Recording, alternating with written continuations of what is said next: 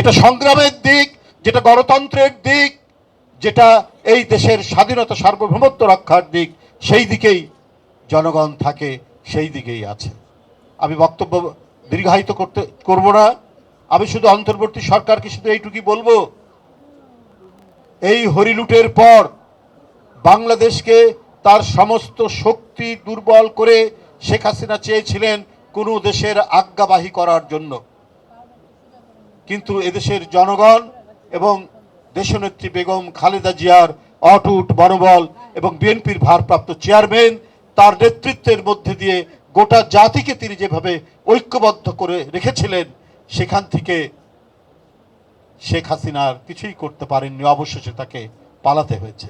কিন্তু ডক্টর মোহাম্মদ ইউনূস সাহেবের সরকার তাকে আজকে 15 মাস তিনি দেশ পরিচালনা করছে।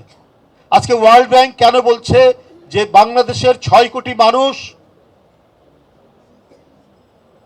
তারা দারিদ্র্যের ঝুঁকির মধ্যে রয়েছে, 3 কোটি মানুষ দারিদ্র্য সীমানার নিচে চলে গেছে। কেন এটা হবে?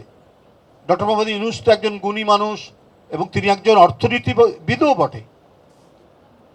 এটা মানুষ কাম্য করে, মানে এটা মানুষের কাম্য নয়, জনগণ এটা মনে করে না। কারণ যারা চুরি করেছে, হরিলুট করেছে, কিন্তু এই জাতিকে এখন নিজের পায়ে দাঁড় করানোর জন্য যে মন্ত্রণা, সেই মন্ত্রণা আপনাকে দিয়ে এই দেশটাকে গড়ে তোলা উচিত।